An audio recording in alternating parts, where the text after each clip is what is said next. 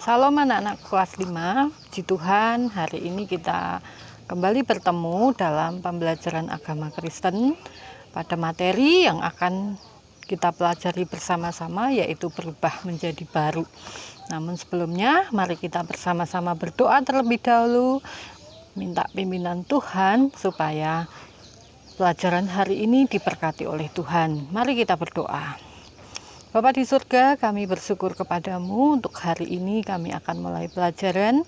Tuhan menolong dan memberkati kami. Terima kasih Tuhan, dalam nama Yesus kami berdoa, haleluya, amin. Ya, hari ini materi yang pertama yang akan kita pelajari di kelas 5 semester yang kedua ini adalah berubah menjadi baru. Nah, kita akan mempelajari apa itu berubah. Mengapa kita harus berubah? Oleh karena itu, hari ini sebagai dasar firman Tuhan yang akan kita pelajari bersama-sama dalam Roma 12 ayat yang kedua. Oleh karena itu, anak-anak siapkan buku, siapkan Alkitab, dan siapkan alat tulis supaya kita bisa belajar dengan baik dan dengan lancar. Oke, kalau sudah, kita buka bersama-sama dalam kitab Roma 12 ayat yang kedua. Kita akan baca bersama-sama. Janganlah kamu menjadi serupa dengan dunia ini, tetapi berubahlah oleh pembaharuan budimu, sehingga kamu dapat membedakan manakah kehendak Allah, apa yang baik, yang berkenan kepada Allah, dan yang sempurna. Ya, ini dasar firman Tuhan yang akan kita pakai untuk belajar hari ini dalam tema berubah menjadi baru. Mari kita bersama-sama masuk lebih lanjut di dalam materi kita hari ini. Jangan lupa anak-anak simak bukunya di LKS yang pembelajaran 8 berubah menjadi baru. Adapun pengertian perubahan itu yaitu menjadi lain atau berbeda dari semula, artinya perubahan dalam diri manusia dari hidup yang tidak baik menjadi baik. Nah, anak-anak, alasan manusia perlunya perubahan diri yaitu: pertama, perubahan diri sangat diperlukan oleh manusia agar menjadi tertata, dewasa, dan bertanggung jawab. Yang kedua, perubahan diri manusia akan berdampak pada orang lain. Hendaknya perubahan itu merupakan perubahan yang menjadi baik, bukan sebaliknya. Ketiga, perubahan diperlukan agar kita tidak dipenuhi dengan pikiran negatif atau jahat terhadap sesama. Nah, anak-anak, perubahan hidup meliputi sikap, pikiran, dan tingkah laku. Manusia diciptakan Tuhan sebagai makhluk individu dan makhluk sosial. Jika kita mau orang lain membantu kita, maka lebih dahulu kita bantu mereka. Jika kita ingin dihargai orang lain, hargailah mereka. Kita akan belajar tokoh Alkitab yang mengalami perubahan diri setelah bertemu Yesus. Kita akan belajar kisah Saulus menjadi Paulus, kisah para rasul 9 ayat 1-19. Waktu itu Tuhan Yesus naik ke surga dan para muridnya kembali ke kota Yerusalem.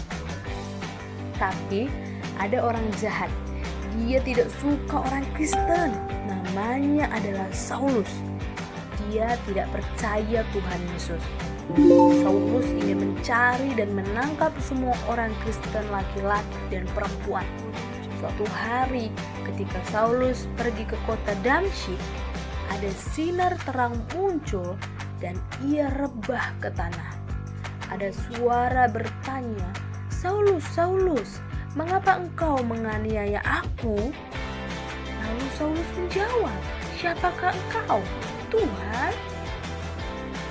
Suara itu berkata, "Akulah Yesus yang kau aniaya itu." Tiba-tiba mata Saulus menjadi buta, teman-temannya menuntunnya berjalan. 3 hari kemudian Tuhan menyuruh Ananias untuk menyembuhkan mata Saulus yang buta.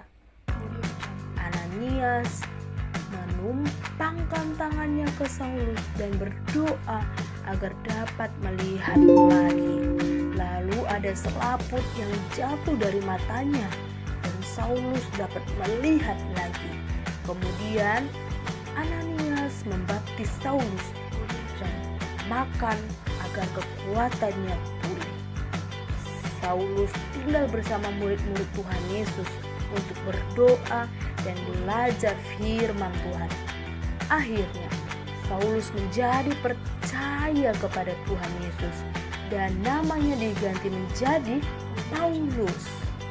Nah, kita bisa belajar dari kisah Saulus yang menjadi Paulus, di mana dia mengalami perubahan diri menjadi orang yang lebih baik dan percaya kepada Yesus dan melayani Tuhan dalam hidupnya.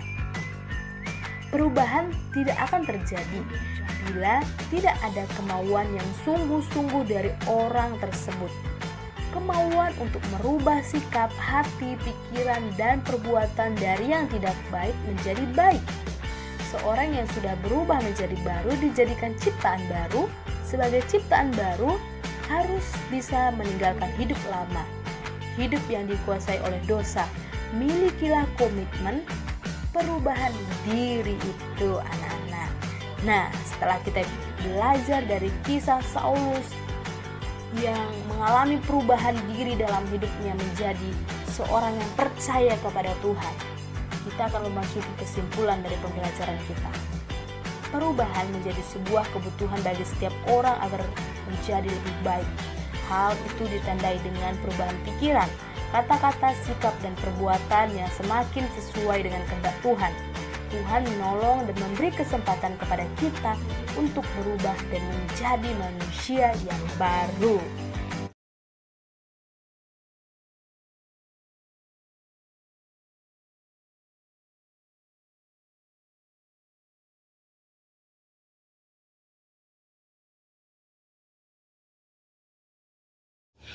Ya, demikian tadi penjelasan materi hari ini. Kita sudah bersama-sama belajar tentang berubah menjadi baru, dan hari ini kita akhiri pembelajaran kita sampai di sini dulu. Nanti di waktu yang akan datang, di kesempatan minggu yang akan datang, kita lanjutkan lagi materi ini. Kita akan berdoa bersama-sama. Terima kasih Tuhan, untuk hari ini kami sudah belajar bersama-sama. Kami mau mengakhiri pelajaran hari ini, kiranya Allah Roh Kudus memimpin kami untuk kami bisa berubah sehingga kami menjadi seperti yang diharapkan oleh Kristus. Terima kasih Tuhan, dalam nama Yesus kami berdoa, haleluya, amin. Terima kasih anak-anak, Tuhan memberkati kita semua. Shalom, tetap semangat.